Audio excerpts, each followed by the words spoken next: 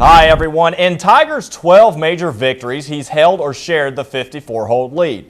He's never lost when he's held that lead either. Now coming into today's final round, he held a 3-shot lead. So Tiger looking for major number 13 and his first of the year. He's already had 2 top 5s this year, but don't look now because we have some challengers. The Big Easy, Ernie Els for birdie on the 8th. He started 6 back. He's only 3 back now behind Ernie on 7. Tiger for another birdie.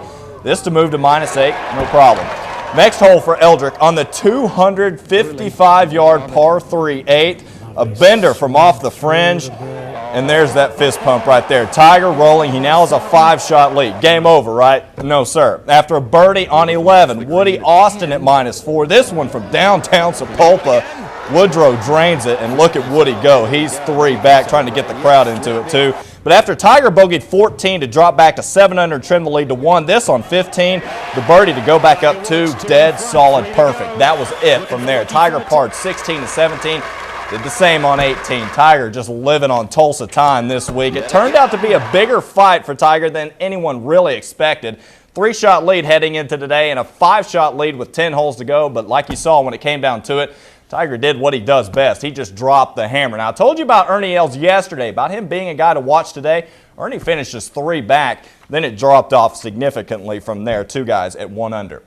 Well, another tournament coming to a close this weekend. Not exactly on the level of the PGA, but hey, some of these guys could be playing in a major someday. Final round of the Hooters Tour Pearl River Resort Classic today at Dancing Rabbit. We'll fast forward all the way to the 18th. Co-leader Hank Kim on the tee. Body language tells the story there. Kim not exactly pleased with the drive. He blocked it right.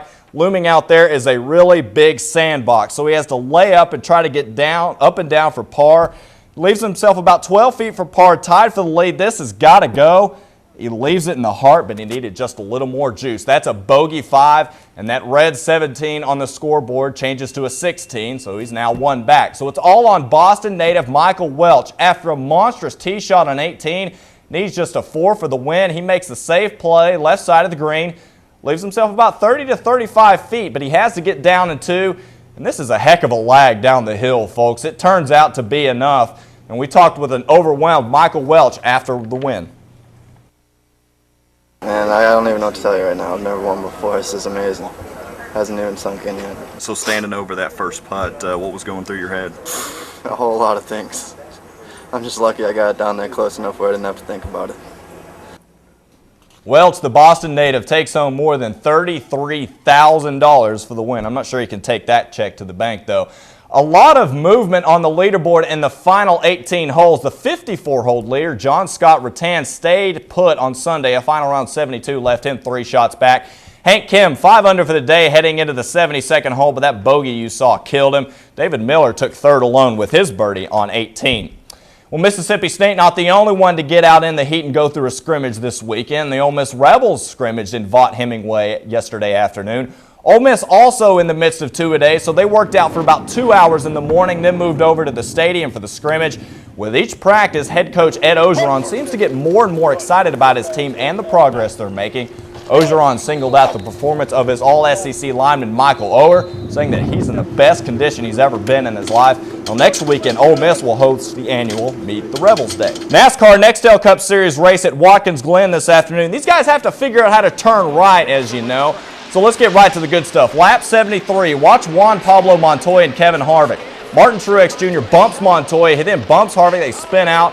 Montoya then gets T-boned by Jeff Burton, but it gets better. Montoya and Harvick both out of the cars, and ladies and gentlemen, we're playing the feud. The two exchanged some words. Montoya obviously miffed that Harvick didn't invite him to the post-race at Fuddruckers. They pushed and shoved. Suspensions and fines surely will follow. Now, during a red flag, watch this. A fan hurdles the wall, just waltzes right up to Matt Kenseth's car. Then the bozo has the stones to ask for an autograph, which, by the way, he didn't get. Now back to the actual racing with 2 laps to go.